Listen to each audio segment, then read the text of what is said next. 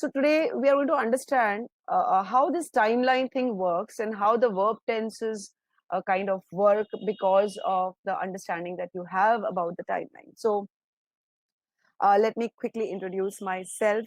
Uh, just give me a moment. So I'm your host for today's session. My name is Sunita and I am the verbal head at GMAT Questions. Um, I have been teaching students for the last decade or so, roughly, and I have a passionate, I can say I'm very, very passionate about teaching. I take it very, very seriously, and I enjoy it. And I hope my students also enjoy the same. All right. So, how many of y'all are excited about this webinar? Uh, Good evening, Ashwin. I can see a lot more of you still joining. So, yes, guys, how many of y'all are excited? Let me now just put up a poll so that I'm sure everybody can actually hear me. I should have started this. Can all of you hear me clearly as I'm speaking right now? Can you hear me clearly, guys? Okay, great, great. And here comes the next poll then. The next poll is how many, I mean, are you excited about today's webinar? Are you excited about learning more about the timeline? Okay, a lot of you are, I mean, almost everybody is saying yes. Uh, and here's another question. So, for how many of your tenses are really a problematic area? You know, you're really worried about not being able to get the tenses right or not being able to recognize which tense works where, or why should you use a present perfect and not a past perfect, or simple past and not a past perfect, and so on and so forth. Oh my God, I can see 100% even before my question was over. So I guess tenses really give you a tense time. Do you know the word tense comes from the Latin word tens, which means stretch, you know, and the timeline is a long stretch, okay? It's infinite. So we will begin the session by understanding what, how verb and tenses are related. I mean, I'm sure there would always be this thing that how do we understand tenses about verbs, or why do we need verbs and tenses and so on and so forth. So let me begin by explaining to you. Guys, I would request you to hold on to your questions for a bit. Once I ask you that, you can put forward your doubts, or if you have any doubts, you can put forward your doubts at that point in time. Okay. So here it is. Let's start off. Now, what is the difference between a verb and a verb-like word? You know, often you come across, let's say you come across a word like teach, and then you come across a word like teaching. So what is the difference between these two? Are both verbs, or only one of them is a verb? And how do you know which one is a verb? Okay. Superficially, they look alike. So let's make two sentences. Let's have a sentence which uses the word teach, and a sentence which uses the word teaching. In both the sentences, the subject is the teachers, all right, and then we have the verb like word, all right, teach and teaching. Now, what is the difference between the two? What you will see is, in the first case, in the first sentence, we get to really know, we get some information, we get to know what the teachers do, all right. They teach every day, isn't it? And how do we know this everyday thing? We know this because the word teach by itself tells us the time of the action. That is every day. We know it as simple present, and we'll talk about that a little while later. If you look at the second case, we do not know the time of the verb like word teaching, all right. I mean, teaching when? The teacher's teaching in the school. When? Now, yesterday, tomorrow, every time? We don't know. Without the helping verbs, the word teaching is devoid of any time or tense factor, and therefore it is not a verb. So the takeaway from this is, the time factor or tenses are an inherent part of a verb. You cannot have a word which is a verb if it doesn't tell you the time. And therefore, a verb must denote a time frame. It is when it is done. So now that we have established that you cannot have a verb without a time, we need to establish how this time factor works. Okay. We all know that there are three time frames. Okay. Everybody uses this very loosely. So there is the present, that is the now, there is the past, that is the before now, and then there is the future, which is after now. Okay. So let me explain the timeline to you. Okay. Let's say this line represents the time. Okay, this line represents time, and these are dots which represent certain points on that time. Now, I want you to tell me which dot belongs to which time frame. All right. Here are the four choices, and let me bring up the poll. I'll give you a moment. I'll just bring up the poll. So give me a moment. Um, okay. Here is the poll for you guys, and I want you to tell me which of the answer choices is correct.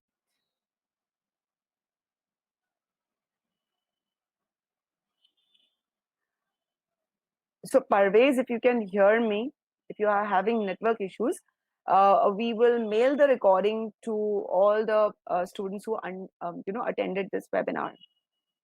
Okay, so let's see. I'm just going to end the poll, guys. I'll just count 5, and if you have already decided, put in your polls. So I'll just start counting. I mean, one would think that's an easy question, isn't it? But I already have divided opinion. Wow. Okay. So let me end the poll. 5, 4, 3, 2, and 1. Okay. I'm going to end the poll, guys. All right. As you can see, 39% of you have gone with choice A. That is, you believe the dots A and B are in the past, the dot C is in the present, and the dot D and E are in the future. And then we have no one who has gone for B. There's a small 13% of you who have gone for C, all right, who believe E is the present and the rest are the past. And then there are 47% of you who believe D. Now, let me ask this question and you can answer to me in the chat, guys, all right? Those of you who chose D, okay, because almost 50% of you chose D. Why have you chosen D? Why are none of the choices correct? Why are none of the choices correct, guys? And at the same time, I mean, since the next hefty amount that we have, hefty percentage we have is for A, 39%. So why is A correct? So those of you who chose A, you can tell me why you chose A. Those of you who chose D, you can tell me why you chose D. Let's have your answer, because this is a very simple thing. Once you get to understand this, you will understand how tenses work, and I can promise you that. So stay with us, hold on to your seats while we discuss more problematic issues, the kind of errors related to tenses that are tested on GMAT. We will discuss those. All right. So let's see. The answers that I'm getting here is Arsh says not, I think, sufficient info as per number line. So D.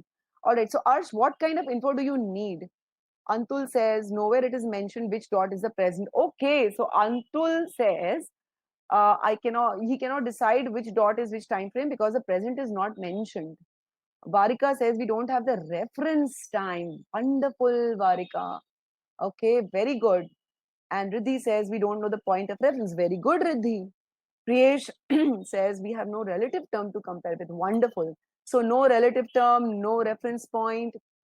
Radhika says nothing is mentioned about the time from where it started and ended. Wonderful, Radhika.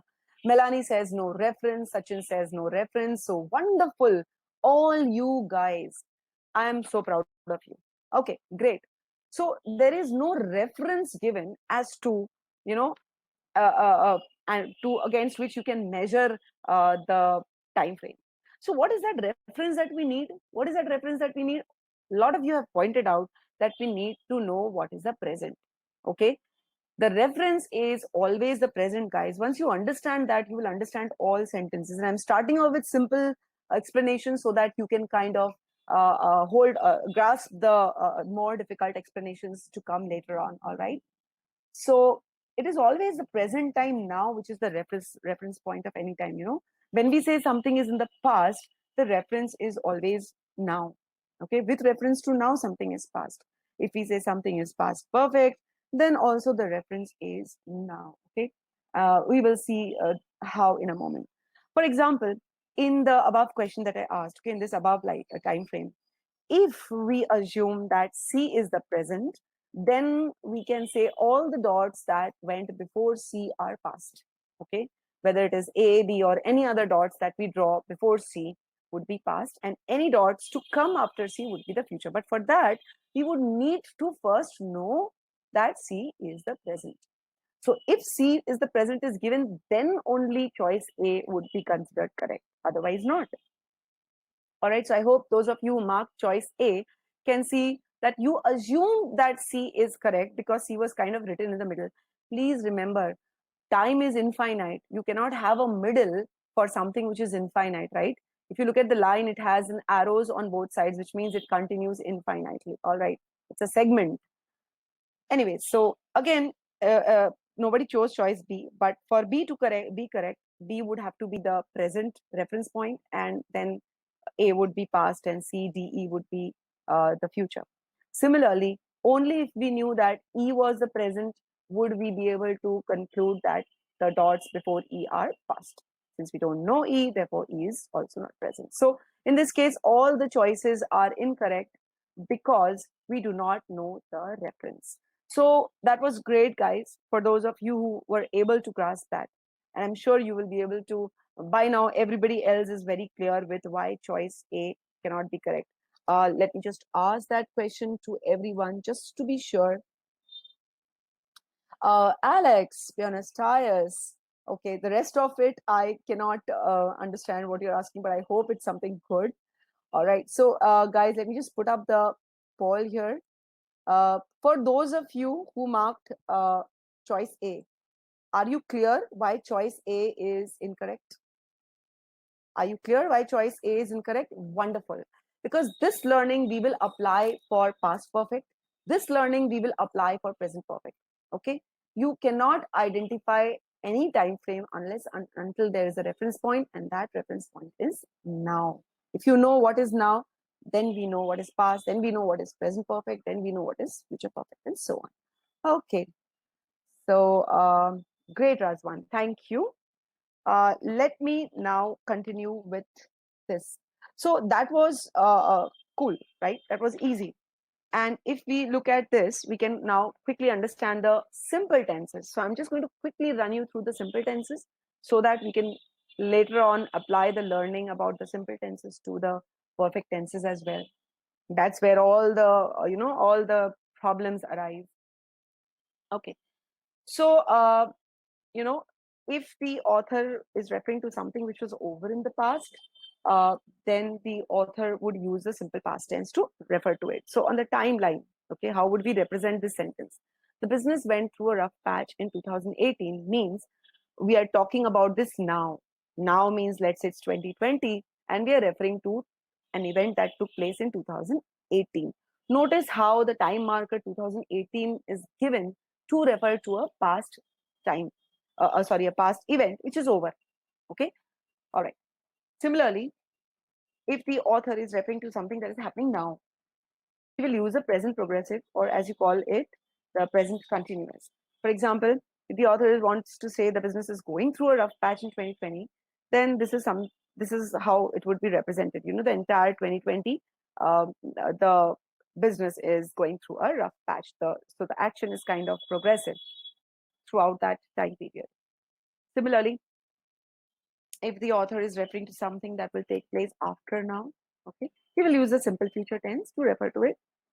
For example, the business will go through a rough patch in 2021. This is how the author will represent. So right now in 2020, the author is saying the business will go through a rough patch in 2021. But what if the author wants to refer to something that is always true? You know, it's always in the present tense. Then the author will use the simple present tense. Say, for example, a very cliche, generic term, the sun rises in the east implies throughout the timeline, the sun rises in the east has been in the same time frame. It has always been present. Okay. So that was the simple present tenses for you. And I hope that's all clear to all of you. So now it starts to, now I'm sure all of us start to think that, okay, if that is so simple, the past belongs to the past, the present belongs to the present, the future is separate, then what is this? Why do we need the perfect tenses? Why do we need it? Well, In GMAT grammar, the meaning, the GMAT grammar is totally meaning driven, and you need the perfect tenses to clarify the meaning. Let's understand when and why. Okay. Till now, we have learned that we can use past, present, and future tenses to denote the timing of the action. Hence, if event 1 is in the past, event 2 is in the present, and event 3 is in the future, we can draw them on the timeline as shown. All right. What happens if there are two events in the past? Let's say you have another event, event 4. Okay. That also happened in the past, but event 4 and event 1 did not happen at the same time. Okay. They took place one after the other, but in the past. What should we do then? How do we know which one of the two past events happened first? Okay, that's where present perfect tenses come in handy. So perfect tenses, not present perfect. Perfect tenses are used to denote the timing of the earlier of the two actions in the same time frame. So if you have two actions happening in the same time frame, okay, let me just recap this. If you have two actions happening in the same time frame, but one of the actions happened earlier than the other, so let's say event 4 took place before event 1, then we would need the perfect tenses.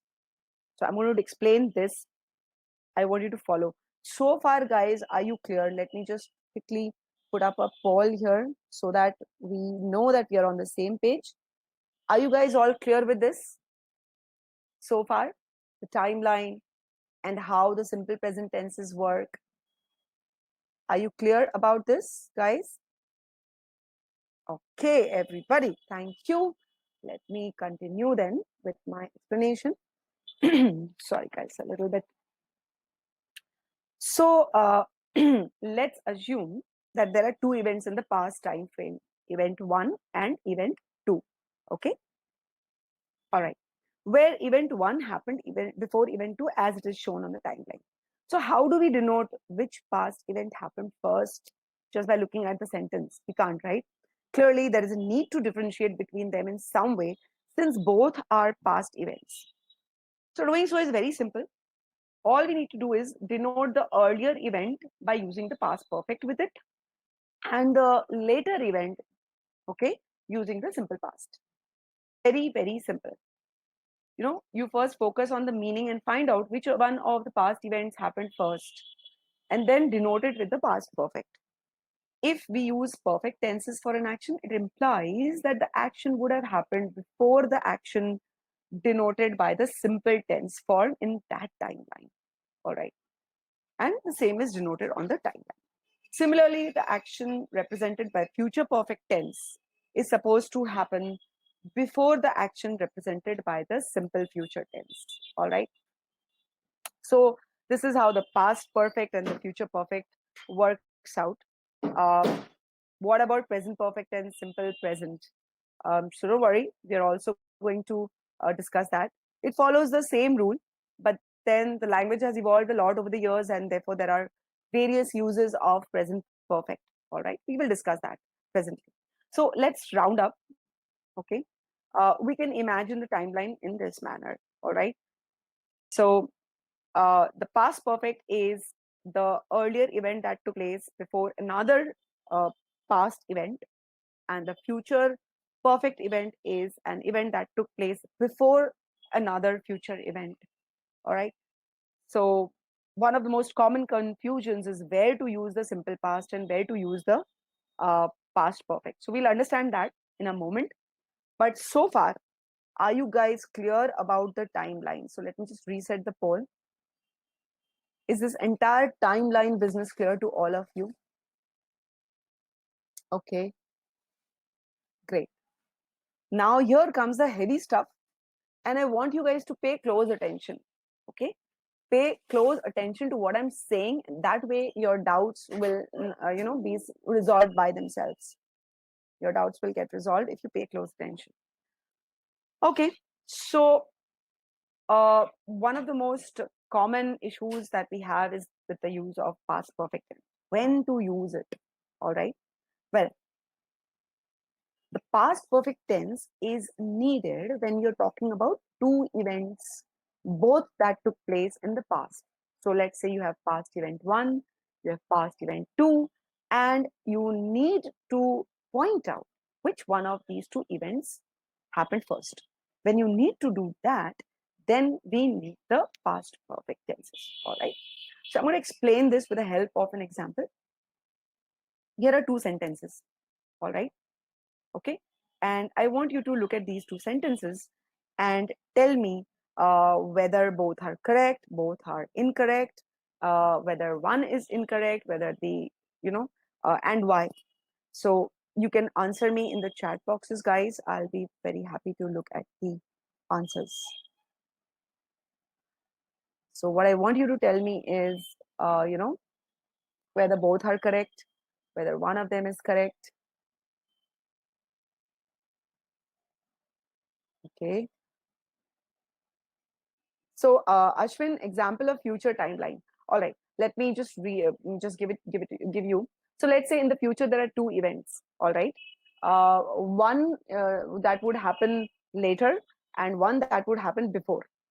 So let's take a sentence like, by 3 o'clock tomorrow afternoon, I will have completed my project. So by 3 o'clock tomorrow afternoon is the event marker for the later event. So before that 3 o'clock takes place tomorrow, I will have completed. I'm using the future perfect to denote the earlier action. Is that clear, Ashwin? Okay, yes, guys, I'm waiting for your answer. Which of these two sentences is correct or incorrect? All right. Ayushi says the first is correct and the second one is incorrect. Okay. Second one has past tense in both the events and therefore there is confusion. Uh, then Razwan is saying are both correct. Well, that's for you to tell me, Razwan. Atul says both are correct. Ashwin, okay, thank you, Ashwin. You're welcome. Tapshi says the first one. So Tapshi, first one correct or incorrect? I didn't get that. Ravi says both are correct. Lavesh says both are correct. Varika says both seem correct but different in meaning. Well, Varika, that's good of you to notice. Ratika says both are correct. Ashwin says both are correct. Charlie says all are correct. Okay, so most of you feel both the sentences are correct. All right. Now, I want you to pay very close attention, guys, all of you, all right? And hold on to your questions. I'm going to give you time to ask questions. For now, just pay attention to what I'm going to explain. All right. Now, uh, so we were trying to decide which of the two is correct. All right. Let's take the first sentence. Now, in fact, let's take both the sentences. Both the sentences talk about two events, right? One is researched and the other is went bankrupt. Sorry, we are talking about the first sentence. It is talking about two events, researched and went bankrupt. All right. Now, when you look at such a sentence, the best way to identify whether a past perfect is required or not, or whether the simple past is enough, is to ask yourself a few questions. Both took place in the past. So, what you need to ask yourself and pay attention, and this is what you can actually do when you're facing questions. Did the two events take place at the same time? I mean, did the research and the bankrupt take place in the same time? We don't know, right? We don't know. Okay. If not, then which one took place first? Can we identify that from the sentence? Which one took place first? We can't, right? Does the context tell me which took place first? Like, does the context in the first sentence tell me that the research took place first and then only the company went bankrupt? Not really. If it does not, then how do I clarify the sequence? Okay.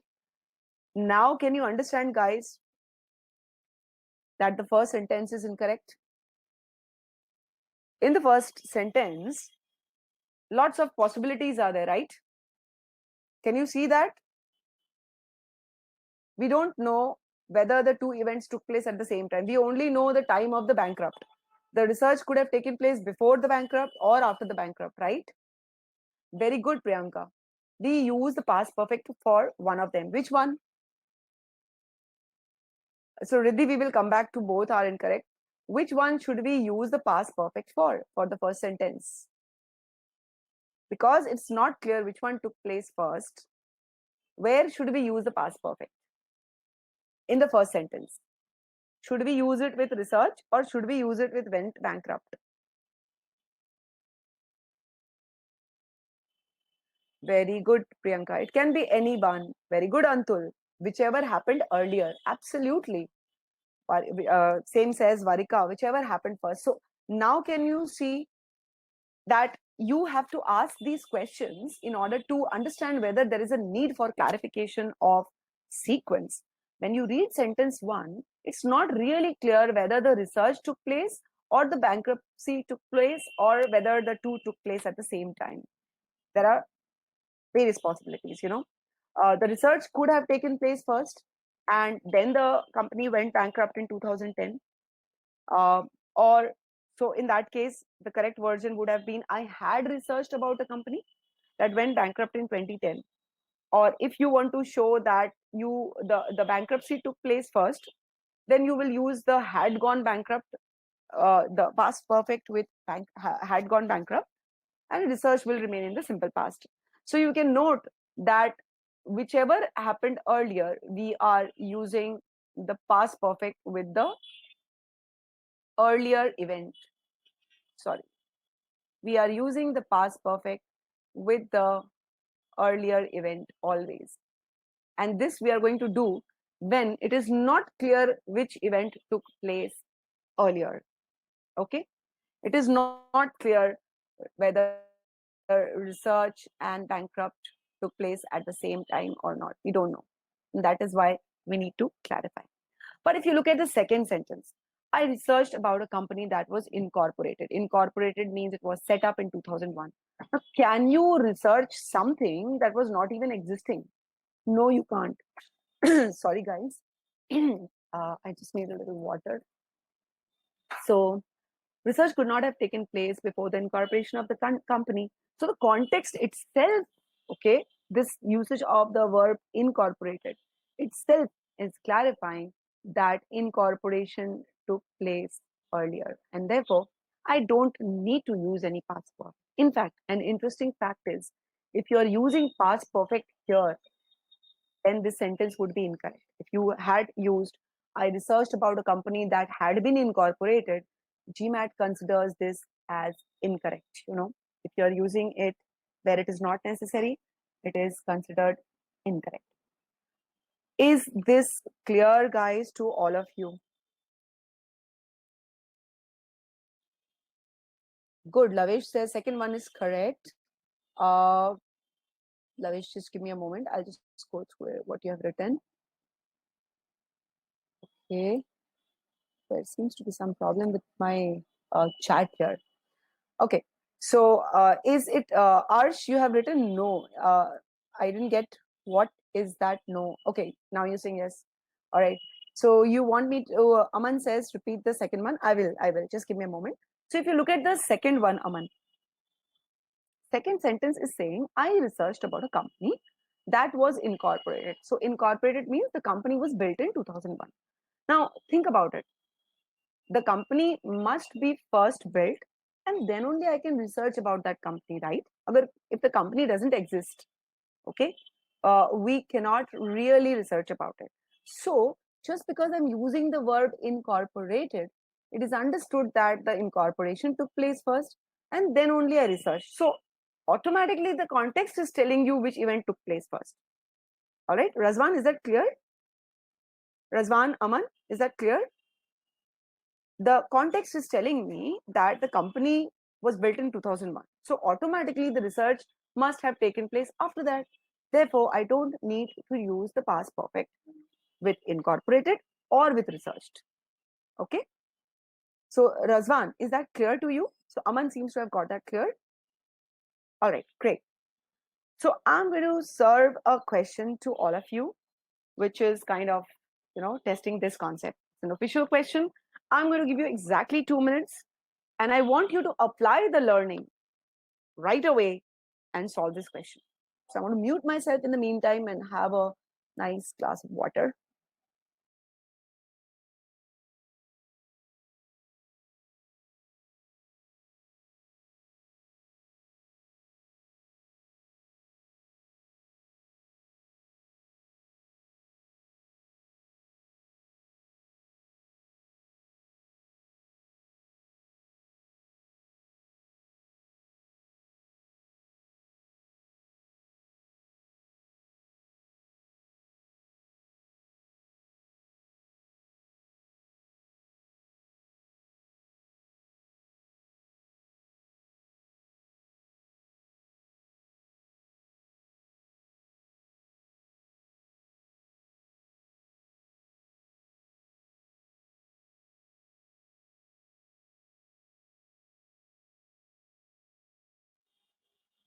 Okay, guys, I'm going to count to 5. All right. And if you haven't put in your polls, please put in so that we can continue our discussion. Here is 5, 4, 3, 2, and 1. Okay, I'm going to end the poll. So the results are there for you to see. 7% of you marked A, 61% of you marked B, another 7% of you marked C, 3% of you marked D, and 19% of you marked E. Now, I'm going to ask another question, guys, here. All right. So, how many of y'all, okay, really found the explanation about the usage of past perfect helpful when you were solving this question? How many of y'all found the explanation of past perfect, the usage of past perfect helpful when you were solving this question? How many of y'all found that helpful?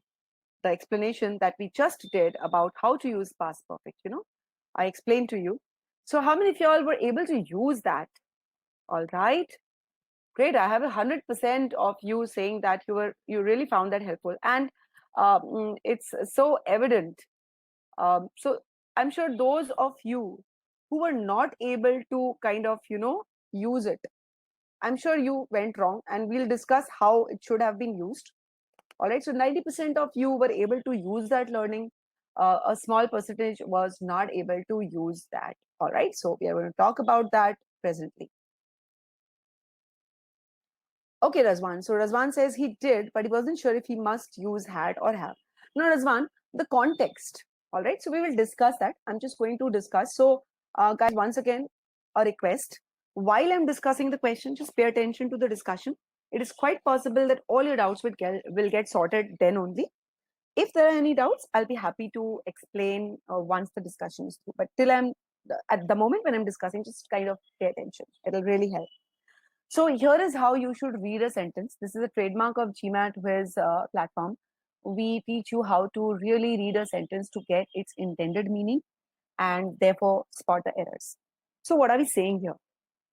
We are saying some buildings, okay? So we are talking about some buildings. Now, although may or may not be very important, but some in the context of GMAT implies at least one. It could be more than one. So some buildings that were destroyed and heavily damaged. Now, so that here is a relative pronoun, okay, for the subject some buildings. So these buildings were destroyed and heavily damaged. Now, this is a little bit of problem. If the buildings were destroyed, okay, if they were destroyed, then is it does it even make sense to say they were heavily damaged? If they were destroyed, it means they were destroyed. All right. So destroyed and heavily damaged makes no sense. This is error. Either you say it was destroyed, which means it was very badly damaged, or you say it was heavily damaged but not destroyed. So it can't be both. All right. Okay. So the description about the buildings is that they were either destroyed or they were heavily damaged in the earthquake last year. So an earthquake took place last year. Okay. And some buildings they were destroyed or they were damaged in that earthquake last year. So far I don't have any verb for my subject some buildings, because this entire portion, okay guys, this entire portion, if you see, is a relative pronoun modifier or clause. It is just giving me additional info about some buildings. So the main verb is were constructed. Okay, so subject and verb agree. This is how we go about checking. So some buildings were constructed in violation. So these buildings were constructed by breaking the city's building code. All right. So one error that we have identified is destroyed and heavily damaged. Nonsensical. All right. Now, what is wrong with the second part is these buildings that were destroyed were constructed in the breach of city's rules. Okay. You might say that technically the destruction to something can happen only after that thing has been constructed, right? That's the argument, that you can destroy something only if it is constructed. But there is a small a loophole here, Common understanding is that you can destroy something only after it has been constructed. But this sentence actually leaves a slight possibility to misinterpret the meaning of the sentence. It is possible that the construction, the construction actually means the reconstruction, that is after destruction. There is a possibility, although they are not using the word reconstruction, it is quite possible that the constructed is referring to the reconstruction or the restoration of the building after the damage. But since we don't have the usage of the past perfect anywhere, we don't know which one happened first. All right. So there is a slight ambiguity there. Okay. And apart from that ambiguity, we do have the error of and. All right. What I can also understand from the sentence is the sequence of events is saying that the destruction probably happened because of the violation of the city's building code. It kind of hints at that. So here, the intended meaning that we can derive is some buildings were either destroyed or heavily damaged in the earthquake last year. And earlier, that is before last year, when these buildings were constructed, they were constructed in violation of the city's building code. This would actually kind of, probably this was the intended meaning. But as I said, we don't know. It is quite possible that the sentence is trying to tell us that the buildings that were destroyed, they were reconstructed in violation of the city's building code. So there is a small margin of confusion there. Can all of you see how A is kind of the original sentence? Can all of y'all understand this, guys? You can reply to me in the chat. Can all of y'all understand how we derived the intended meaning, how we pointed out the error in and how there is a small confusion? Let me put a poll. Okay. So can you guys see that small opening, that small margin for confusion? Can you guys see? Okay, I'm going to reset the poll because my question is wrong. Let me ask you the question again. Can you see that small margin of ambiguity? Great. Okay. You might argue that why would the author then use the word constructed? But as I said, we don't know. Okay. I would say take this sentence with a pinch of salt. It is quite possible that the second half refers to reconstruction and not just to construction. But we want a clear sentence. GMAT sentence correction, there are 3 parameters which you should always check. And that is, clarity of meaning, logical, and per the intended meaning. So what we can understand here is per the intended meaning, the construction should have happened first, clearly, and the destruction should have followed after that. All right. So again, as I said, there is a small margin of error there, not necessarily definite margin, and we will let the choices decide for us. Okay. So once again, are you all clear with this explanation, guys? Clear with this explanation, all of you? I want a 100% yes, because this is really important. This is the kind of confusion that you would face in GMAT questions when it comes to tenses. Are all of you clear with this explanation of the original choice? Okay, I've got 100% on that. So let's now see how the other choices fare with respect to this understanding. Okay. All right. So choice A, as explained, is definitely incorrect because of this and perhaps it would be better if we had an understanding of which took place first, the destroyed and damaged. Okay, did this take place first, or the constructed, did this take place first? We would like to have a clarification, but let's see. Let's look at choice B. Some buildings that were destroyed or heavily damaged. Okay, so here by placing that or, the and error is rectified. So okay, in the earthquake last year had been constructed. Now the moment we have the had been, it's very clear that this took place first. Now there is not even that small margin of ambiguity. Okay, the construction definitely took place first here, and the destroyed or heavily damaged is simple past. Okay, so this was my event 2, and this was clearly my event 1. Now it is very, very clear. Now there is no confusion, right? Now there is no confusion, and therefore choice, sorry, I'm so sorry, choice B should be correct. So 61% of you got that right, and I'm so happy. For those of you who did not choose choice B, okay, are you clear why choice B is correct? Now this question is for those of you who did not mark choice B.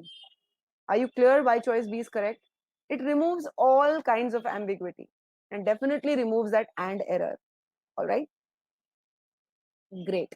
Let me now move to the other choices, because um, um, all of you kind of chose a little, some 7% here, 7% there. So let's see where you went wrong.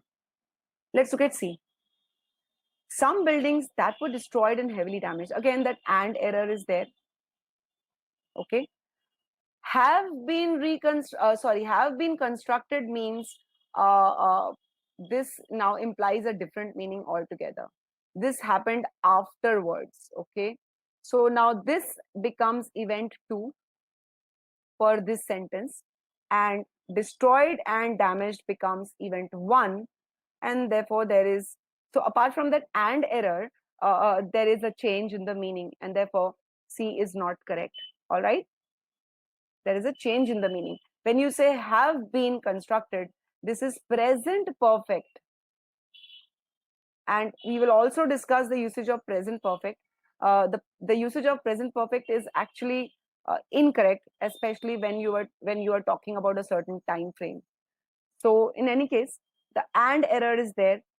This kind of reverses the sequence. It implies that the destruction took place first and then the construction took place, so which is slightly illogical in on its own as well. Let's move to choice D. Okay, is that clear to all of you? I'm going to move to choice D then.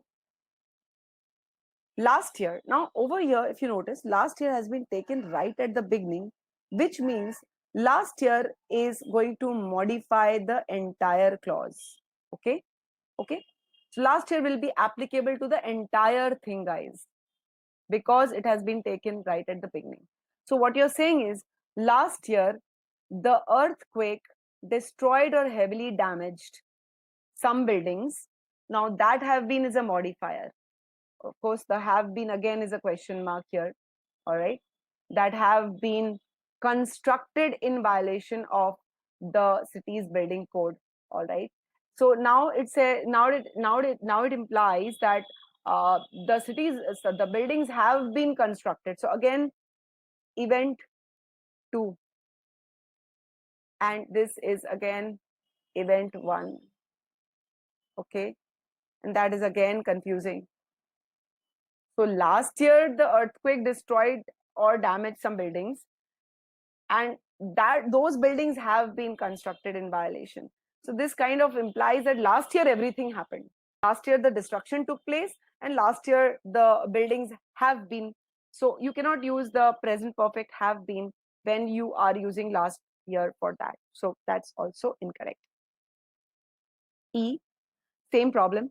Last year has been taken right at the beginning. So you are saying last year some of the buildings had been constructed. So the buildings had not been constructed last year. Okay. Can you see this? A lot of you marked E as the correct answer choice, guys. This is the modifier that were destroyed or heavily damaged in the earthquake. Now the last year has been repositioned. It has been positioned right at the beginning. So it is modifying the entire clause. It is modifying the main verb of the clause. What is the main verb? Had been constructed. So last year, some buildings had been constructed. That's not the intended meaning. Okay, not the in meaning, and therefore incorrect. A good 20% of you chose that. So guys, is it clear why E is incorrect? Is it clear why E is incorrect?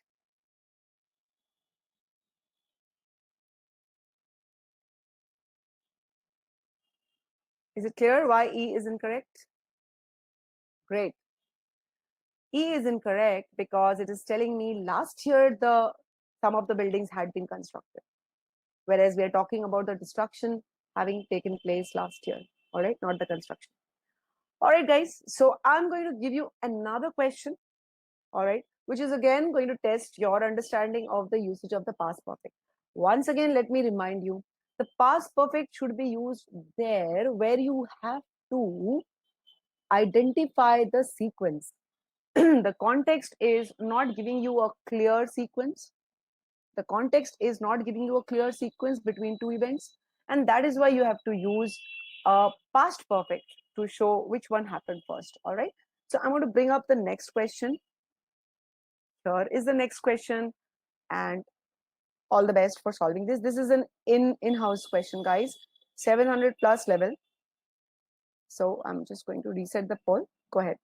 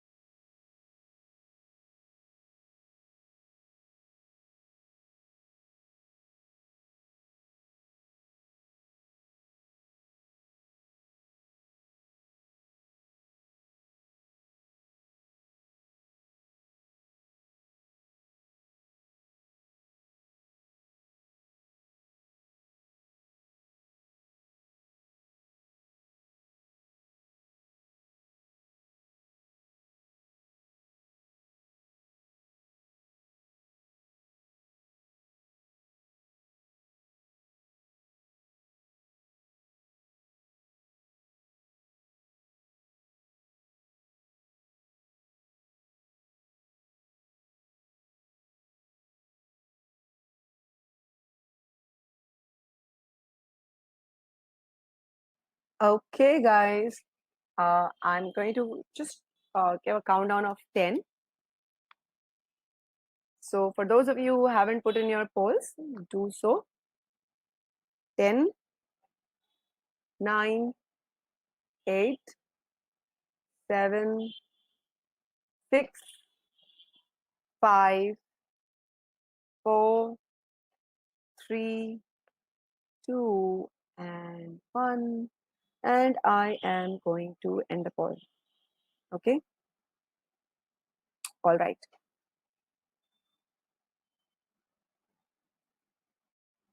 Now, the results of the poll, okay, that tell me one thing very clearly, that somewhere,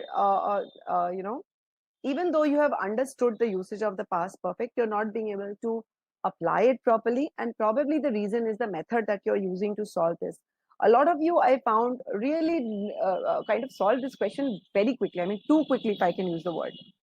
So I'm going to discuss about that, guys. It's a very, very important. It's very important to use the right approach. Otherwise, even if your concepts are clear, sometimes the approach kind of takes away the question from your hand. So 20% of you got have marked A. None of you have marked B. 6% of you have marked C. 60% of you have marked D, and 13% of you have marked E. All right. So I'm going to discuss this question in great detail, guys. So just be patient, all right? But before that, how did you find the question? You can answer me in the chat boxes, guys. How was the question? It's our in-house question, GMAT quiz question. We very closely follow the things that GMAT SE tests, and all our questions are modeled along the same line. So, how did you like the question, guys?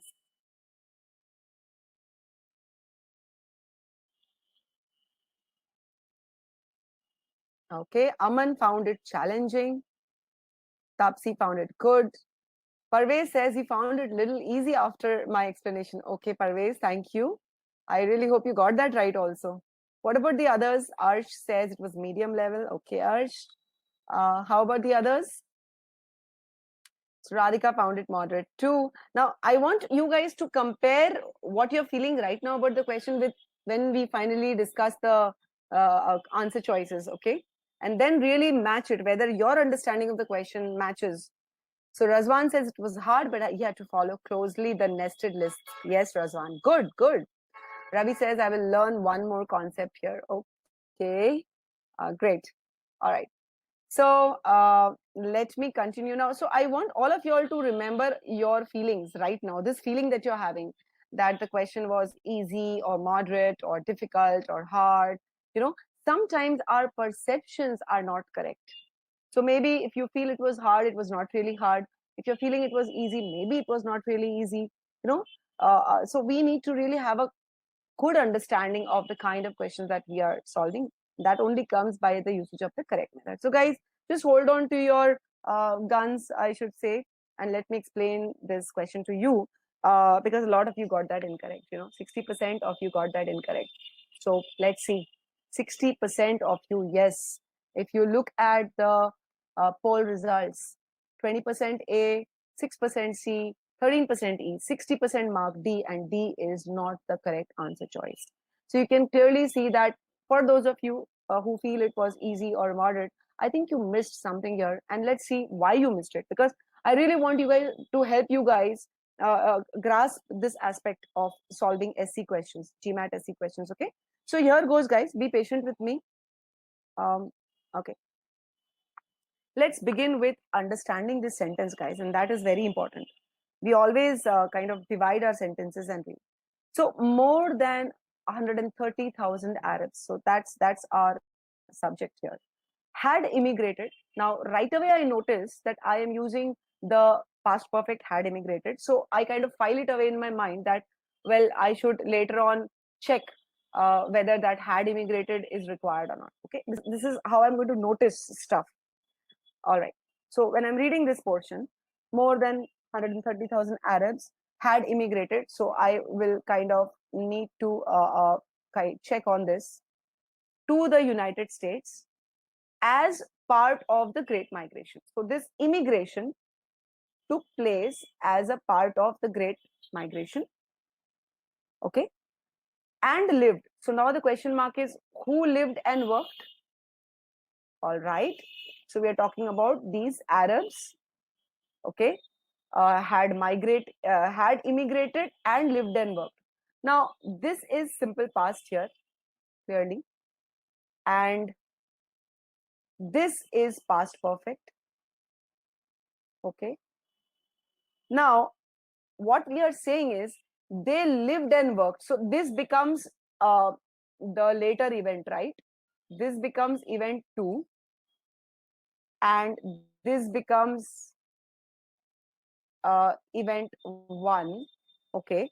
Uh, now the point is, they had immigrated, okay, before they lived and worked. That is clear. So I mean, it is automatically clear that they need to immigrate first to US, and then only they can live and work there.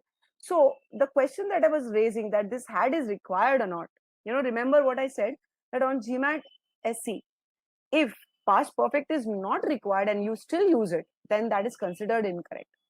Now clearly this had is incorrect, because you need to immigrate first before you can live or work in a country. So it is like understood that immigration has to take place first, and then only you can live and work. So both should be in the simple past. Okay, you don't need this. You can simply say Arabs immigrated to the US as part of the Great Migration and lived and worked across the breadth of the United States. Okay, so I hope you guys can see that where you went wrong. 60% of you have marked choice D, which has that had. So which means you knew the concept that a past perfect should be used if there is a need to clarify the sequence, yet perhaps you were not able to understand that because you were not breaking and reading the sentence, guys. Okay, so that is a very important learning here, very, very important takeaway, that concepts matter, but you have to work out the logic of the sentence. All right, let's continue. Okay, so is this part clear, guys? Before I continue, let me ask you, all of you, uh, So Sachin wanted to know the answer. I'm going to tell you the answer. Sachin, by now I think you already know the answer. All right. So past perfect is not required, says Priyanka. But let me just put up a poll here. Is this portion, those of you who marked choice D, which is not the correct choice, is it clear, this portion, that we don't really need that hat? Immigration needs to take place first before someone can live and work in a country. All right. Great. I can see 100% on that. So I'm going to discuss further. All right. Because there are more errors in this sentence. Then you have, now I'm going to, sorry guys. Now I'm going to continue reading the second half. So the context here tells us that the past perfect was not required. Second half, fighting its many wars. Now fighting is an ing verbal. Okay. You have a comma here and you have an ing verbal. So clearly that fighting is modifying the verbs lived and worked. All right. The verbal fighting is modifying the verbs lived and worked. How, in what manner, or what were they doing? The Arabs, what were they doing while they lived and worked in US? They were fighting its many wars. So this its refers to the United States. Okay. All right. And engaged. Now, engaged is a noun modifier, ed verbal. Okay. It is parallel to fighting, fighting and engaged. Therefore, if fighting is a verbal, engaged should also be a verbal, a modifier. But here, engaged is either a verb, okay, they lived and worked and engaged, or and if it is a verb, it is not parallel. So, if verb, okay, if you're treating this as a verb, then not parallel to fighting, right? All right. So, fighting and, okay, fighting its many words and engaged in the transformative debates. All right. So here, if I want to make it parallel, I should have engaging, which would make it parallel after the comma. All right. So correct version would be fighting and engaging, fighting its many wars and engaging in the transformative debates that raged throughout the time period. All right.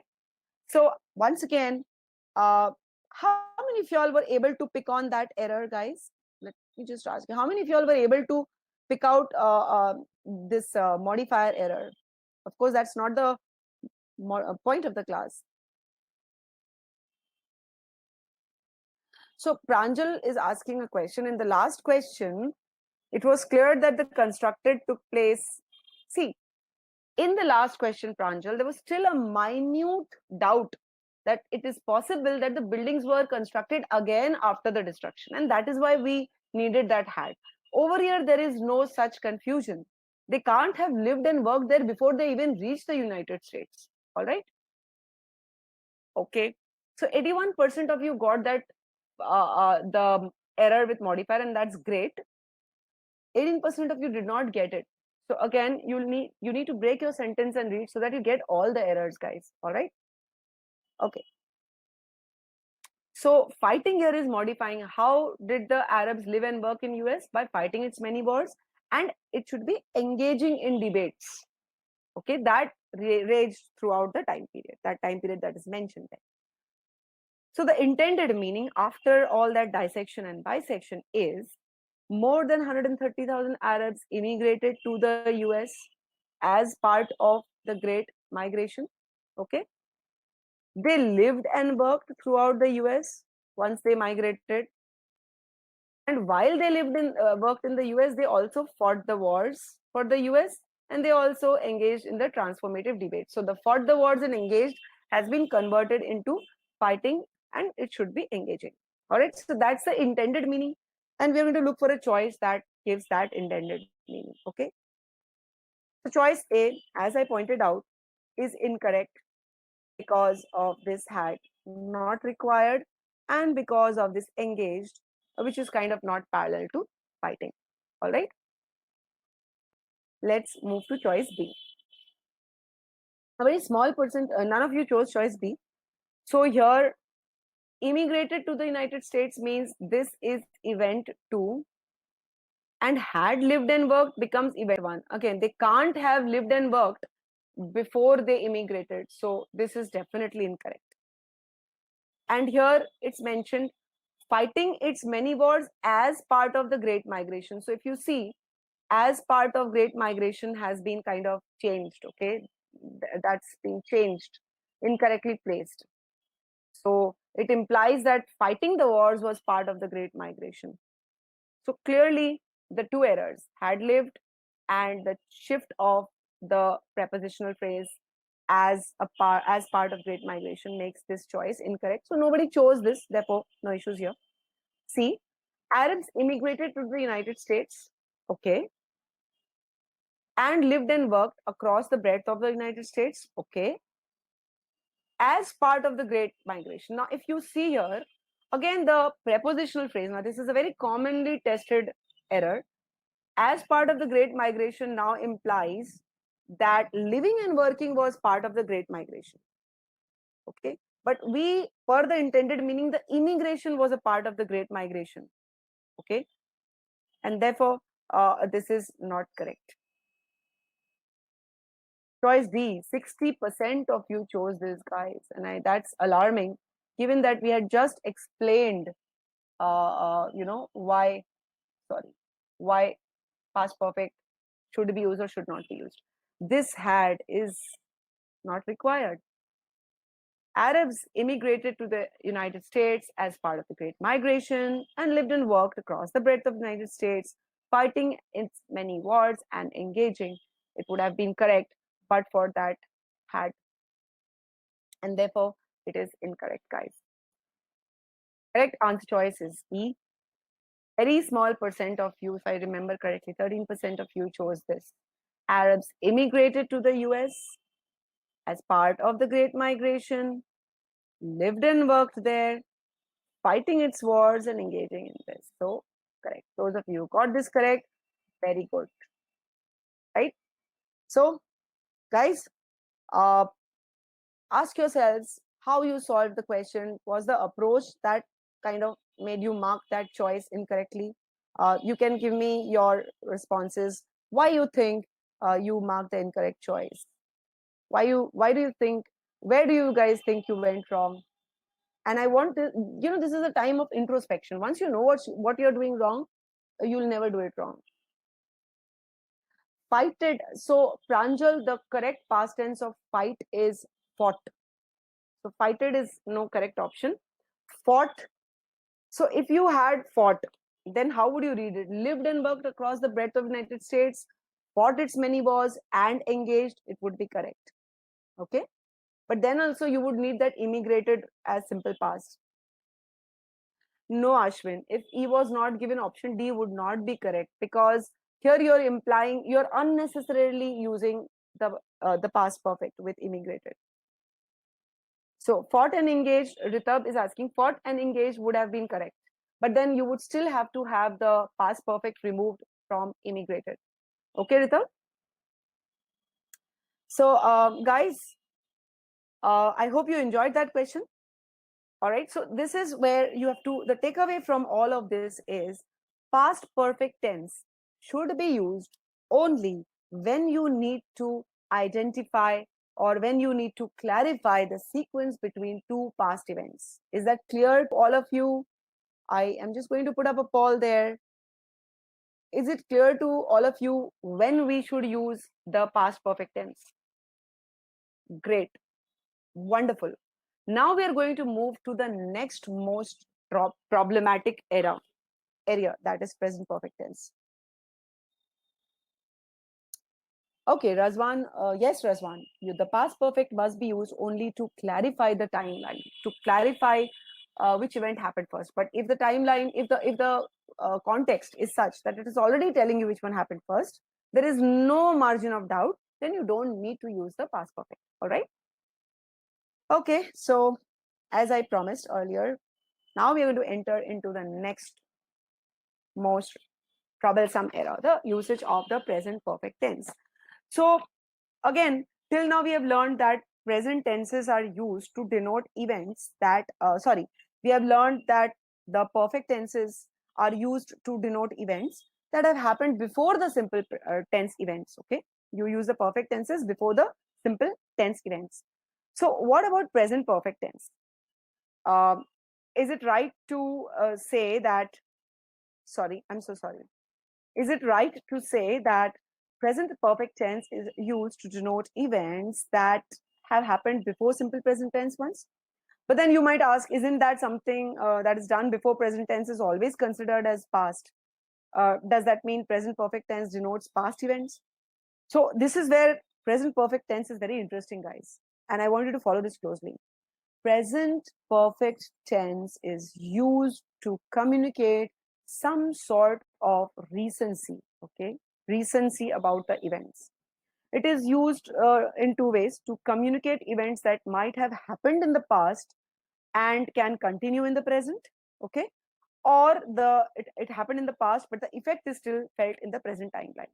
So how do we place it in the timeline? The present perfect tense lies right close to the boundary of the past and present timelines and denotes the effect of the past. Sorry, I'm so sorry, that was a little earlier. It denotes the effect.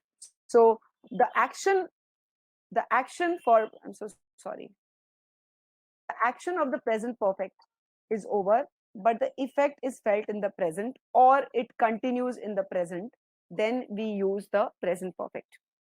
Okay, we'll see how. I'll give you some examples.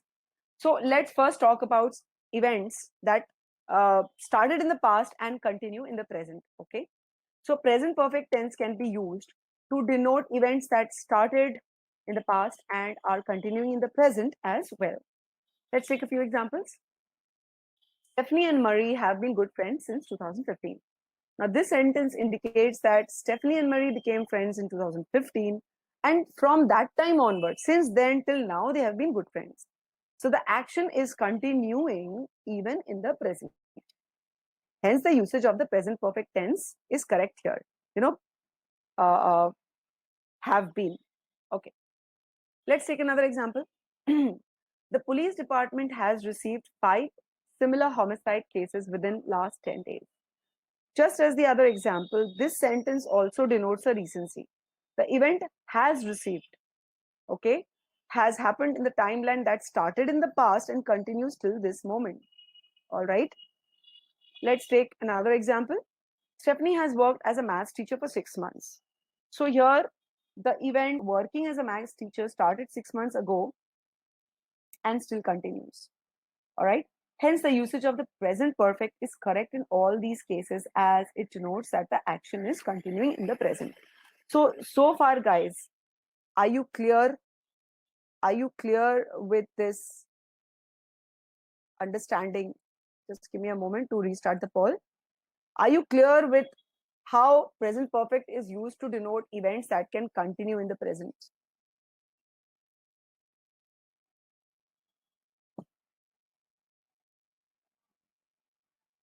So, Ashwin, the exception for past perfect is simply that the date is not given, all right, but some kind of, you have sentences like by the 1990s, all right, or by the year 2010, and so on and so forth. But we will discuss that a little later. Right now, we won't be able to complete the discussion, so bear with us, please. Okay, so some of you are saying you're not clear with this discussion, if I can understand that correctly. Uh, the point to understand here is, if you look at each of these examples, okay, let me just point it out to you once again. Stephanie and Murray have been good friends. Now, have been is present perfect. Okay, why are we using present perfect when the time given is since 2015? It means they became friends in the year 2015. From 2015 till now 2020, they are still good friends. So something that started in the past and still continues, we need to use the present perfect. Similarly, police department has received 5 similar cases in the last 10 days. So receiving the homicide cases started 10 days back, all right, and still continues, all right. Similarly, Stephanie has worked as maths teacher for 6 months, means she started working 6 months back and is still working. Is that clear to all of you? Is that clear, guys? The usage of present perfect to show how events started in the past and still continue in the present. Is that clear? Okay, great. All right. Next, we're going to discuss events that took place in the past. Okay, events took place in the past. The events are not continuing at present, but the effect of the event is felt in the present. All right. So, but before that, there is something very interesting. If you notice in each of these sentences, we have used the word since. Okay, I'm just going to point that out. So we have used the word since, we have used the word within, we have used the word for. Okay, what do these words imply? Okay, so uh, as discussed earlier, okay, the timeline starting in the past and continuing till the present includes now. It includes now. All right. For example, if t is now, if t is the time right now, okay, then since last 5 years denotes the timeline t minus 5 years, and that includes now. So since last 5 years means t is 2020, and last 5 years if you remove, then that is 2015, and it includes, so the 2020 includes now. All right. Similarly, within the last 10 days, if you say, okay, so if today is the 10th day, then the first day was the minus 10 days from today, and that includes now. Similarly, if you say for 6 months, it denotes a timeline t minus 6 months. So an event. So the key learning is that whenever we see a sentence that denotes an event with a timeline starting in the past and continuing till now, we can safely use present perfect tense. So you'll come across, generally in the usage of present perfect tense, you will come across phrases such as since x, within x, for x, where x denotes the time till the present. All right. And you can understand this by using your logical reasoning skills, guys. Read the sentence, understand the context. Um, so that was the usage of the present perfect for events that are continuing even at the present. They started in the past, are still continuing at present. Now let's look at events that took place in the past, but the effect is felt at present. The event is not continuing anymore. Okay, the event is over, but the effect is still felt. So we use the present perfect to denote an event that happened in the past, but the effect of that event is there in the present timeline. Let's take an example. I have had my dinner. I'm so sorry. I have had my dinner. Here, had implies eaten. Okay, had implies eaten. If I can just write it down here, had is another word for eaten. So when you say I have had my dinner, I have eaten my dinner, this sentence indicates that even though I had my dinner, I'm feeling full at present. Okay, I am feeling full at present. The effect is felt now. In simple terms, it denotes the feeling of having dinner and shows that it has been recent. Let's take another example. Alex has started his job at Google. Now, this sentence conveys that Alex has started his job at Google recently, and it is still fresh in that aspect for the discussion. I mean, remember, this event, that is Alex joining Google, could have happened a week earlier, a month earlier, or even 6 months earlier. But when this discussion is taking place, the party who's listening to this sentence isn't aware of Alex joining Google. So for the second party, the effect is felt in the present.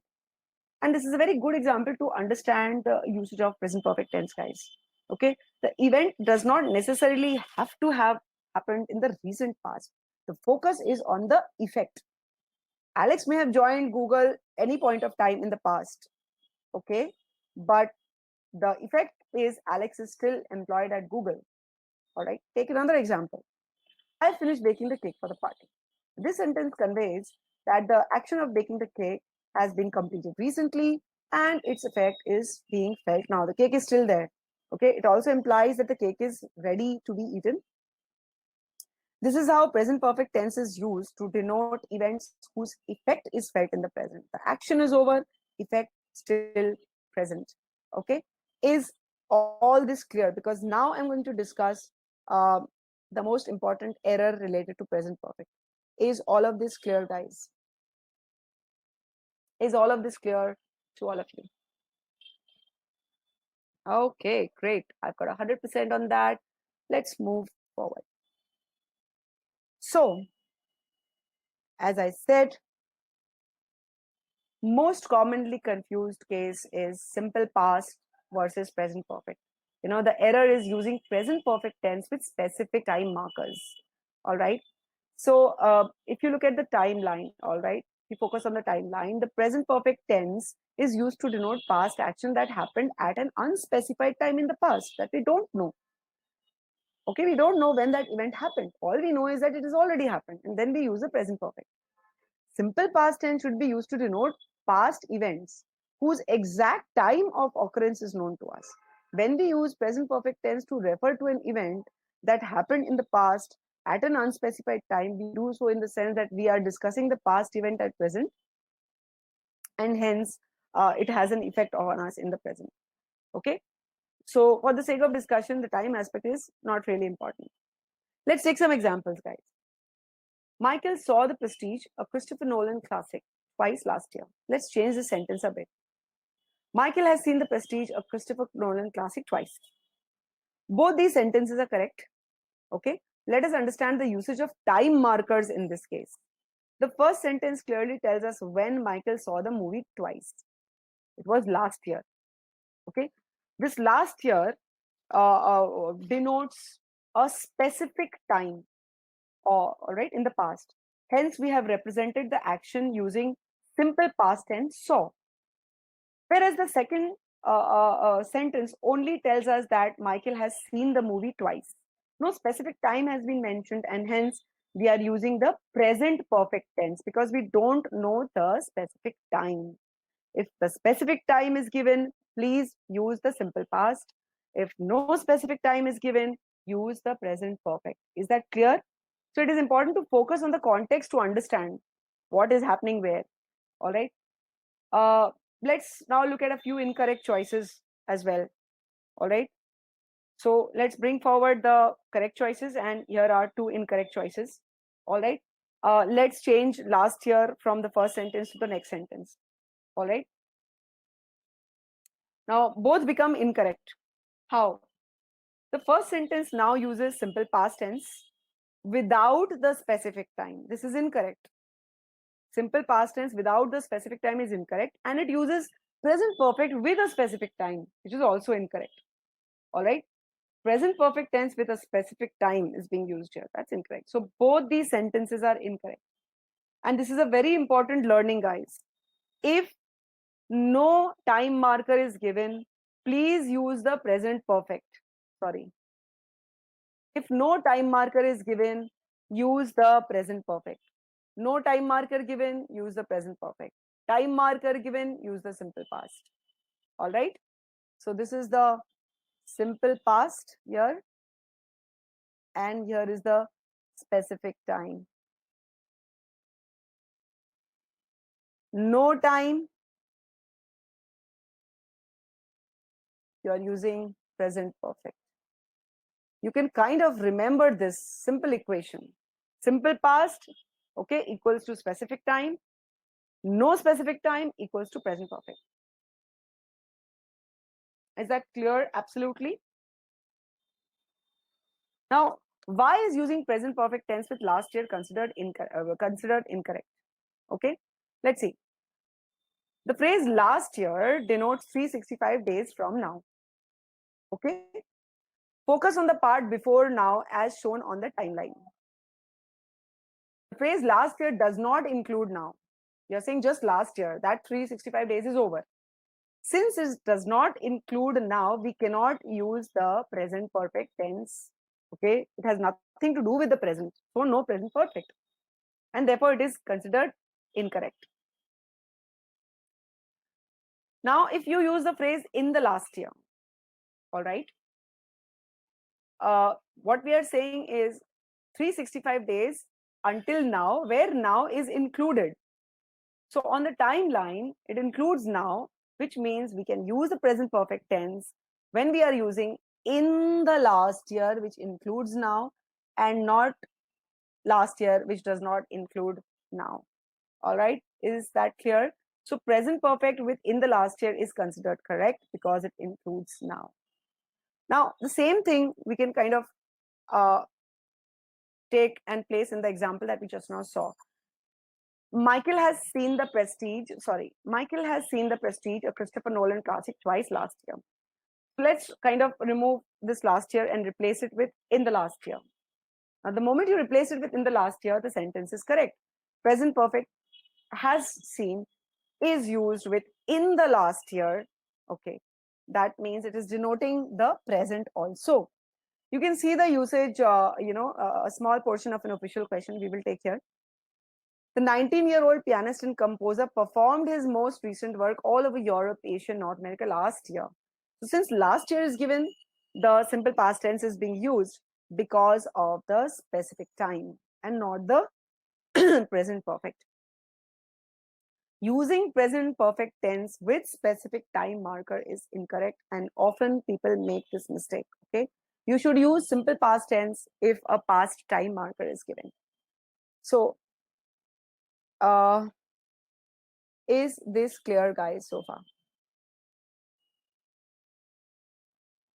So Riddhi, yes, Michael has seen the movie twice is okay if you're not using any specific time marker.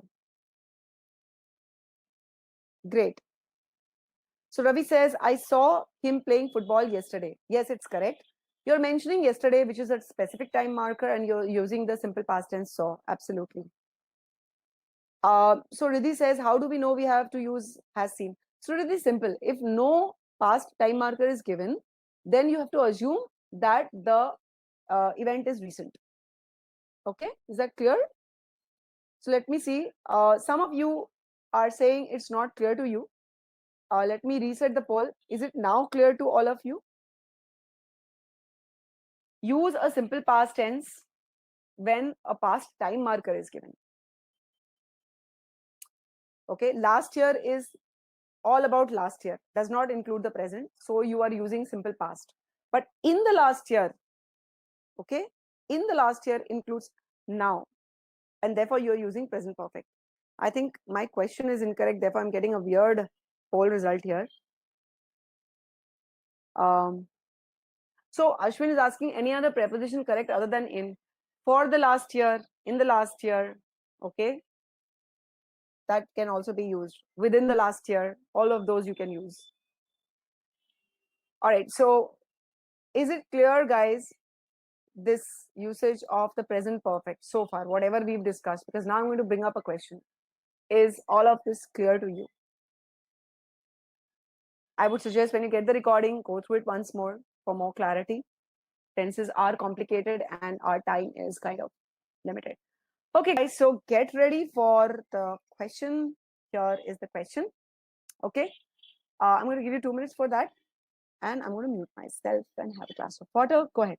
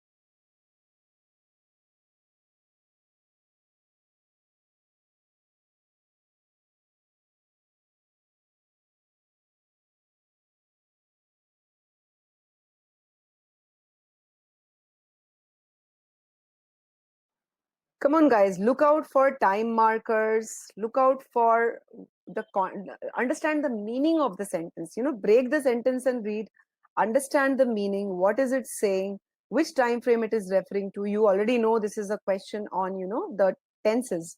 So you can easily look out for the tenses that are being used for each of the verbs in the sentence. Match the tenses. See what kind of time frame is being mentioned for which tense. Okay.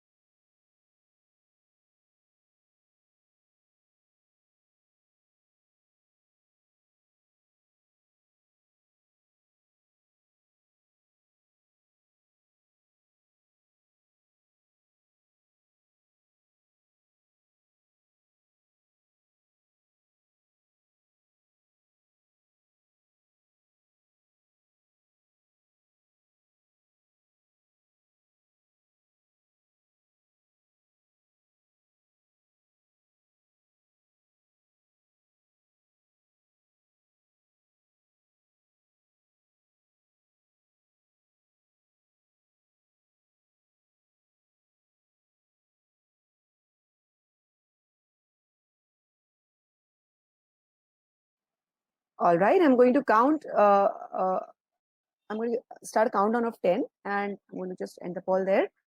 So if you've already not marked in your answers, please do so. 10, 9, 8, 7, 6, 5, 4, 3, 2, 1. So I'm going to end the poll. All right, let's see what the answer the polls say. Okay, so none of you went for A. Good. A is not the correct answer. 4% of you went for B. 20% of you went for C. 54% of you went for D, and 20% of you went for E. So let's see if D is correct or not, because there's still that 20% for C and E. So how did you like this question, guys? You can answer me in the chat boxes. How was this question? Given the discussion, long discussion that we had, I think the question should have been quite easy for you, right? Yes, how was the question, guys? How did you, what, how did you like the question? Easy, moderate, difficult, too easy, too difficult? What? Were you confident when you were solving the question? When you were marking the answer, were you confident or not? I would love to hear all those things from you guys. Did the discussion help? Did it give you more clarity to mark the answer? Saksham says he was confused between D and E. Okay, Saksham, logical. So, Saksham, that was logical. That was quite bound to happen. Nandi says it was an interesting question, redefines it moderate. All right. What about the others? Okay, Animesh was easy, found it easy and was confident of the answer. Good for you, Animesh. Animesh. Arsh says it was medium as he was confused between two options. Well, Arsh, that's a good observation. Two of the options were very confusing. I'll discuss those. And these are very important learnings, guys. When I was kind of, doing my research on GMAT SC. A lot of things that I discovered have been put into these questions. And we hope you will really gain from the analysis that we're going to do of these questions right away. Okay, so again, I would request you to hold on to your guns while I'm discussing the question. High chances, whatever doubts you have will get resolved by the time we are through. So here is the sentence, and we are going to bisect the sentence. The history of sorghum. So we have something called sorghum, and the history of that thing. Right away, we don't know what this sorghum is. All right, so we are going to wait to find if any clarification is given, and later on, we will let's see if we get any clarification. So, anyways, the history of something. Let's call it X. From its, so here this its refers to clearly whatever this sorghum is, original domesticated state to today's domesticated cereal. Okay, so clearly this sorghum is probably this cereal. That is how we will have to keep on inferring. We're talking about the history of a cereal called sorghum, and we're talking about its history from from the past. So original domesticated state is kind of refers to the past, and today's domesticated cereal refers to the present. So the history of sorghum from this date to this date. Were found. Now we need to ask what were found. Clearly, it's referring to history, and therefore we have a subject verb agreement error here right away. Okay, it should be was found clearly if you're referring to history. All right. Um, so now again, should it be was found or should it be has been found? Is the question. Now see, we are talking about the history till date, till date, till date. So clearly, this makes sense. Okay, we are talking about the history till date. All right, and therefore, since we're talking about the history that includes the history of now, we should use the present perfect. All right. So the history of sorghum from its past state to the present state has been found, has because of the word history, singular, has been found to be heavily influenced by human action. Okay. And if they, now who is this they? The they cannot really refer to human because human here is an adjective. It is not being used as the noun human. It is being used for the adjective as an adjective for the word action. So we don't know who this they is. So noun pronoun pair, okay, does not exist. We just have the pronoun but not its antecedent noun. So probably we are talking about if people continue to treat the plant as they currently do, the degradation of the crop might just continue unabated. So the meaning that we can derive is the history of sorghum has been found to be greatly influenced by human action. This influence has been present, okay, from the crop's past state to its current state as a domesticated cereal. If the farmers or humans or agriculturalists or whatever, some persons continue to treat the crop as they do at present, then the degradation of the crop might go on taking place. All right. Now I want to ask you guys one very particular question. Okay. How many of y'all were able to analyze it like this with the help of the explanations that I discussed a while back?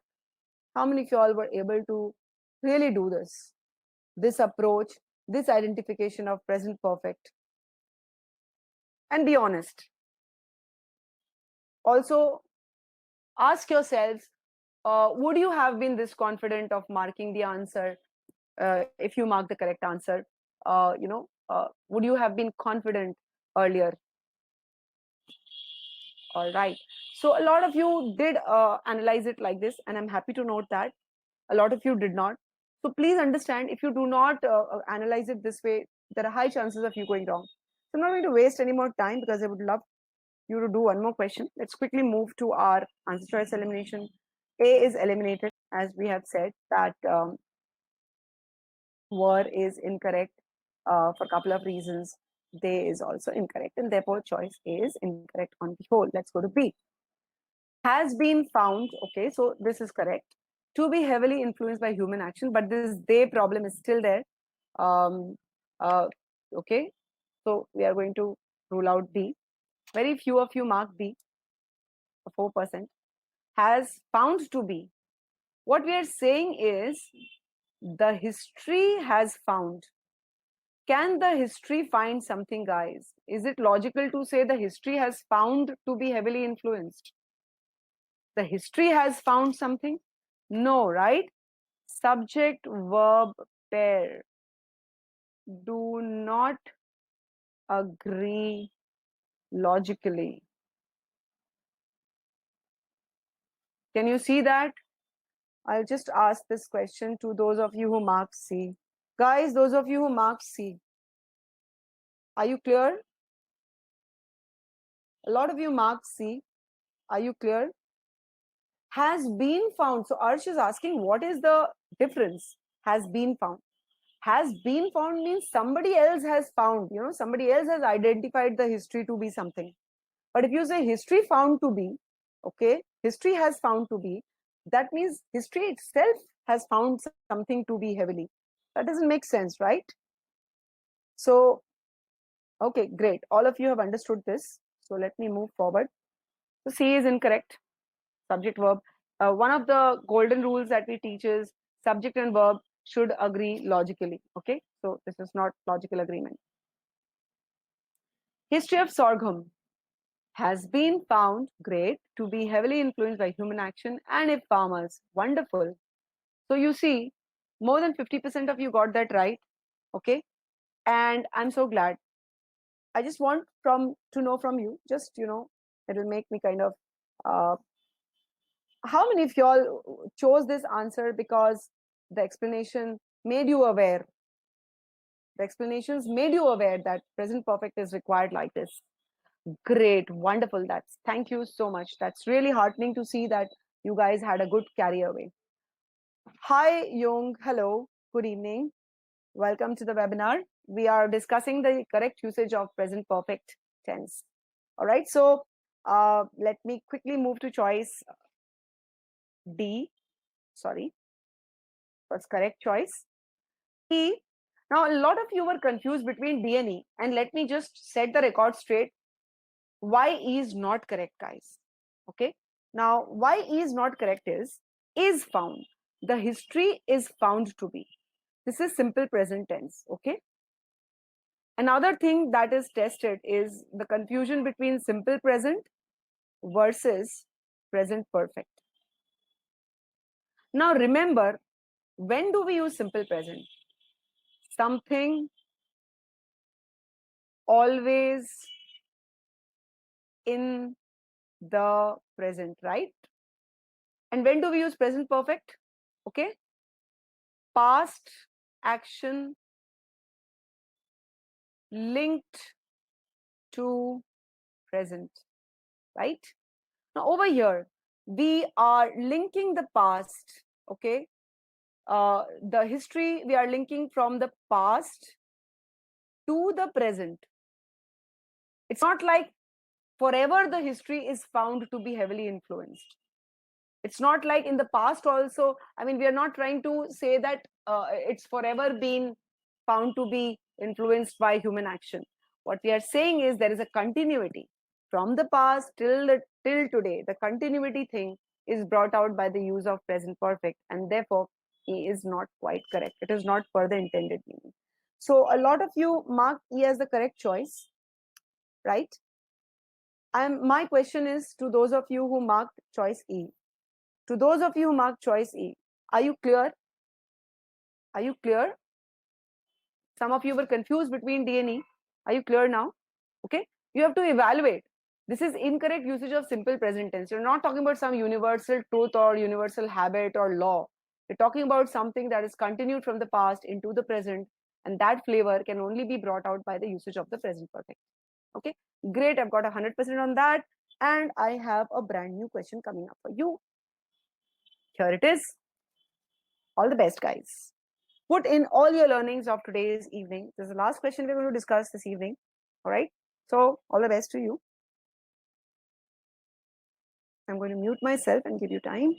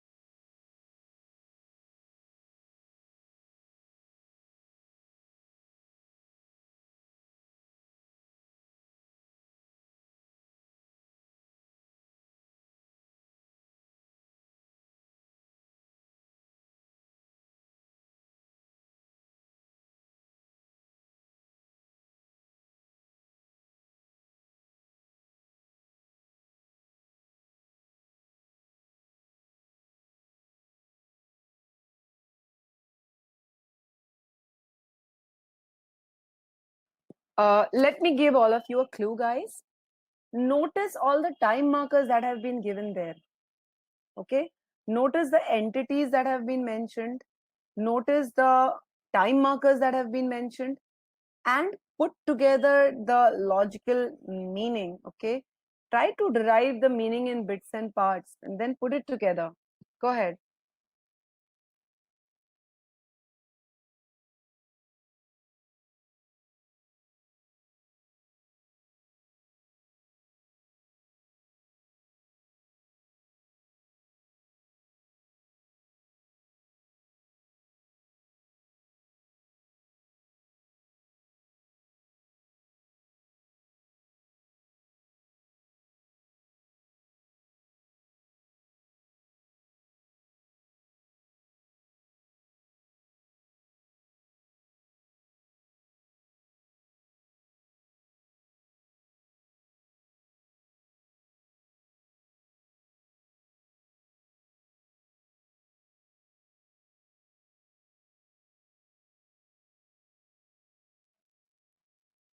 All right, guys, I am going to start my countdown. I can clearly see there's been a shift in your understanding, and that's good to see. A lot of you have who had earlier marked something, an incorrect choice. I can see the percentage of correct choice has increased. I want all of you to sit up and take notice. What have we just discussed? We have discussed that if past time markers are given, then we should use simple past, and the present perfect should be used when no past time markers are given, or when some past event has continued in the present. So either ways you can check. All right, if you want to change your answer choices, you can. I have still kept the poll open. I really want most of you to get this right, for the right reasons, of course. So once again, see what are the time markers given. You have a one time marker which is 15 years, within 15 years of the end of the US-Mexico war, and then you have another time marker in the framework of outbreak of the US Civil War in 1861. All right, and then you have two words that we can see straight away, the main verbs. Conflict had faded, but the conflict has not, the memory has not disappeared. So put all those things together, okay, and see what works. I'm going to start my countdown. 10, 9, 8, 7, 6, 5, 4, 3, 2, and 1. Okay, and the poll. So I can see 19% of you went for A, 23% with B, 42% with C, 9% with D, and 4% with E. So it's really between A, B, and C, mostly between B and C. So let's see. Okay, how did you like this question, guys? One of my favorites. How did you like it? Yes, I would love to hear from you.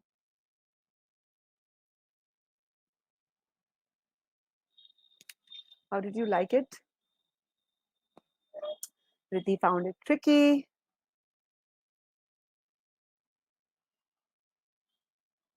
What about the others? Arch found it tough. Okay, Arch. We are going to decode it. Lavesh found it time consuming. Yes, Lavesh. It could be because it is kind of, it's got lots of entities and markers. Animesh found it tricky. Parvez found it good question. Thank you, Parvez. Aman found it testing. Well, Aman, that's the point of it. Arch found it 700 plus. So Arch, and all of you, thank you very much for your comments. It helps us to identify, how we are placed. Great. I'm now going to start discussing this question, so just bear with me. Now we start with the conflict. Okay. So we don't know which conflict we are talking about, but since the definite article has been used, so the conflict, all right, had faded from popular memory. Now, had faded tells me I need to look out. This is a past perfect, so I need to look out for an event which should have happened after this, and there should have been a need for clarification. All right, so the conflict had faded from popular memory within 15 years of the end of the US Mexico war. So now clearly the US Mexico war ended, right? And within 15 years would also lie in the past. right? So this is a past, what we call a specific time in the past is given to you. Specific time in past. 15 years of the end of US-Mexico war. If the US-Mexico war ended, so clearly we are already talking about the past. And within 15 years of that past event, the memory, would I need had faded? Would I need had faded? Is the question you have to ask yourself. All right. Because if the here is it required that we have uh, you know uh, uh, a past time marker, sorry, is it required that we place a past perfect to set the sequence? Because clearly the memory is going to be only once something takes place. So the memory thing works once something takes place, and within 15 years that memory faded. So we have a past time marker and we should use the simple past. If you have a past time marker, we should use the simple past here. The conflict faded from popular memory within 15 years of the end of the US-Mexico war. But it, now since we are starting a parallel clause here, it should refer to conflict. Okay, that's the rule, because we are joining two parallel clauses. Sorry, the memory. Okay, because that's so the conflict has not faded, or the conflict has not disappeared from popular memory because of the outbreak of the US Civil War in 1981. Now, why use has not? This is present perfect. We are using present perfect when we have been given another time marker. Okay, this is again past time marker.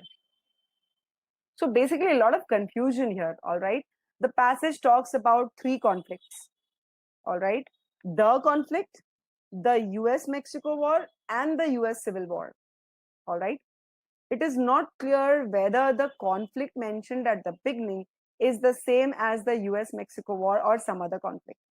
So it seems more logical that the conflict should refer to the US-Mexico war, and within 15 years of that war's end, the memory of that conflict faded from popular memory, but did not go away completely.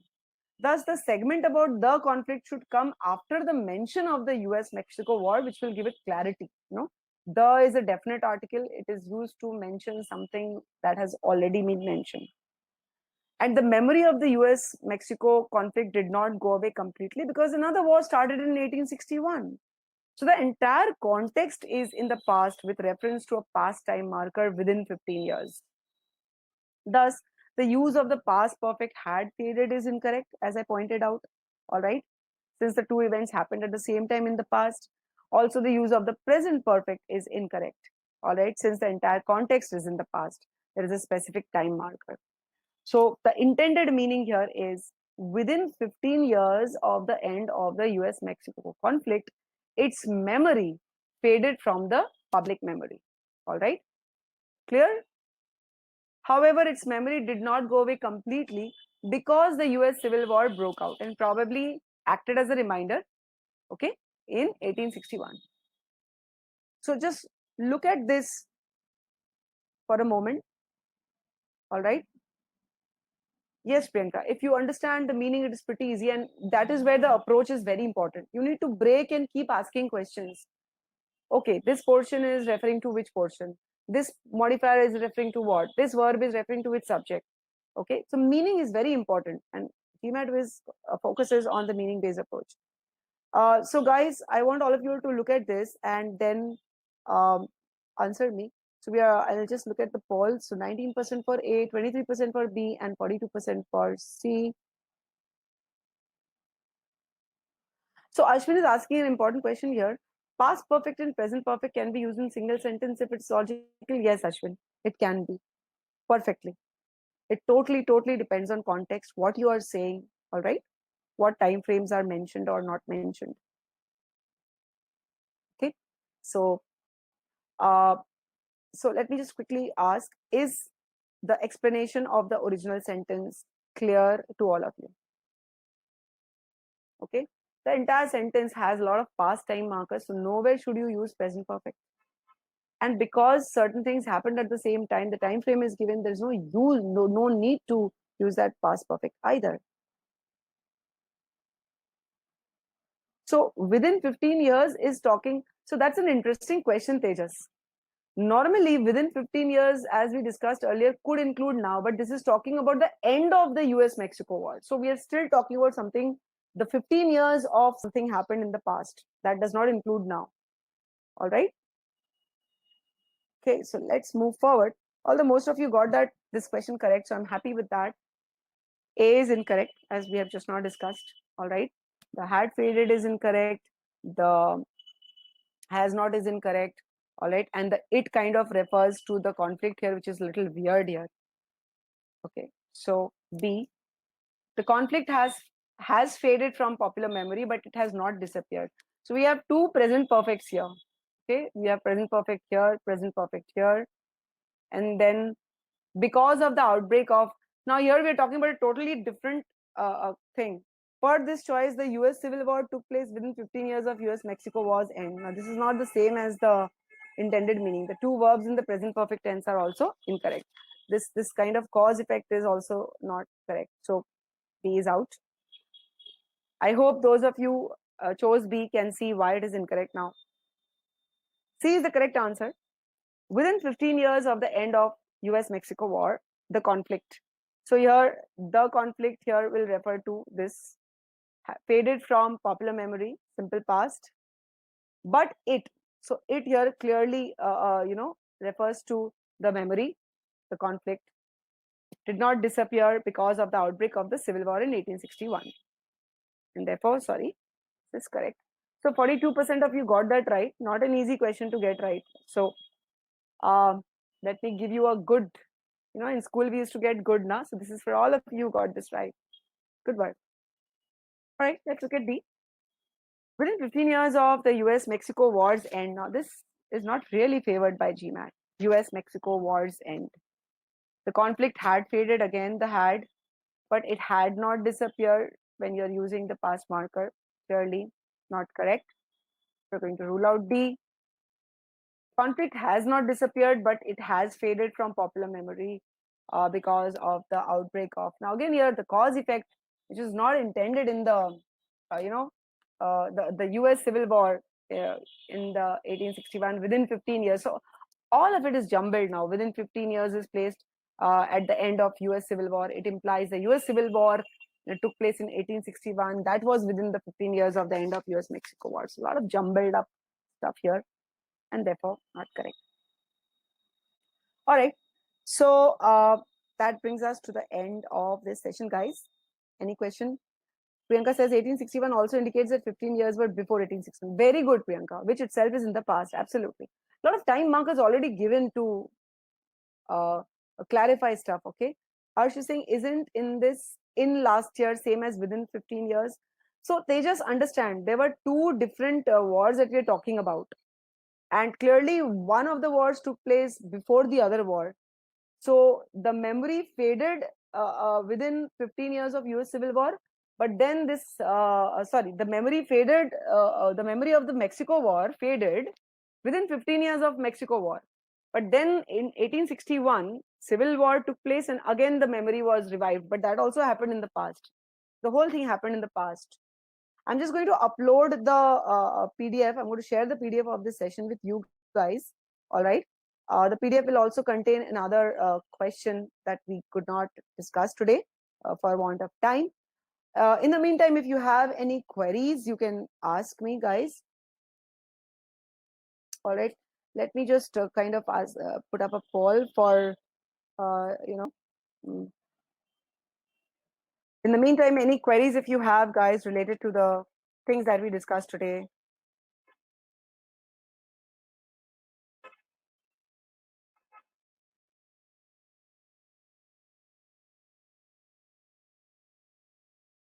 Okay.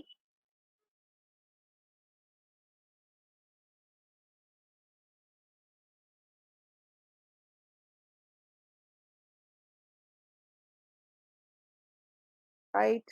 So I would love you to rate this session, and any comments are welcome from you guys. Okay, so let me just look at some of the queries that you have posted and I'll answer them one by one. Um, Thank you, Ashwin. He says it's a very useful session. So uh, he's got so much clarity now, and what he needs now is practice. You're most welcome, Ashwin. That is very heartening as a teacher to find that you have been able to make somebody understand something. Razwan, you're welcome. Tejas, use of being in tenses or otherwise. Now, Tejas, the word being has been bandied about a lot, and a lot of us don't understand what that being stands for. So, being is basically the ing verbal for is, okay? And GMAT prefers to use is wherever it can instead of using being, all right? So, therefore, that is one part. Having said that, it is not that GMAT never uses being. In fact, I've come across a couple of questions where being is correct. All right. So don't just discard a question based on being. Being is not a verb, therefore, no tenses are attached to it. If I say I being teacher, does it make any sense? Does it tell you the time of the verb? No. So it's not a verb. Being is not a verb. Okay. And being is rarely used by GMAT to convey tenses. It is used more in the sense of a modifier sometimes used as a noun. For example, if I say being an Indian is a matter of pride. So here, being an Indian is actually the noun form of being. All right. Parvez, the recording will be mailed to you, or we will send you the uh, link to it. All right. So your mail IDs are already there since you have registered through those. So the recording will be sent to you. I'm just going to share the PDF. Just give me a moment. Ah, so I'm sharing the PDF right now with you guys. You can download it, um, the PDF of the entire this thing. And let me see if there are any more questions over here. Arsh, so Arsh, yes, we will be organizing more sessions on SEs. We have sessions coming up on modifiers and of course on reading and comprehension and the like. Thank you, Aman. You found it very useful. Charlie found it very useful. Thank you, Charlie. You're most welcome. Also, Mansi, really useful. Mansi, if it was helpful, I'm so glad for that. Thank you, Mansi, for the Happy Teachers Day. Thank you so much. Parvez, you're welcome. He says he understood very clearly. And thank you, Parvez, too. You're welcome. You're welcome, Pooja. Uh, Thank you to all of you. Thank you, Pooja. Where I can get a schedule. So, Arsh, we will be kind of if you're there on our Facebook page, you will keep getting the schedule posted there as well. But right away, I can tell you every weekend at the same time. So, be it Saturday or Sunday, every weekend almost, we have a webinar. For example, next Saturday, 7 o'clock, we will have a webinar on CR, framework driven approach. And then we have a webinar on 20th, that's Sunday, on reading and comprehension, involved and evolved reading. And then on 26th of this month, we have a webinar on the most common mistakes made on modifiers. So that's the schedule for you. All right, guys, anything else that you would like me to help you? I hope you guys have got are able to download the PDF of this session. Um, okay. So, right. Uh, Thank you, Nandi. Thank you for the wishes. Thank you. So, Mansi, the PDF link, you go to your files section. If you can see there's a panel there right across where you have your chat. There's a file section. Go to that section and then there you can find the PDF that you can download. Alex, you're most welcome. You're most welcome. I don't know how to say that in Spanish, but thank you. How would I say most welcome in Spanish, Alex?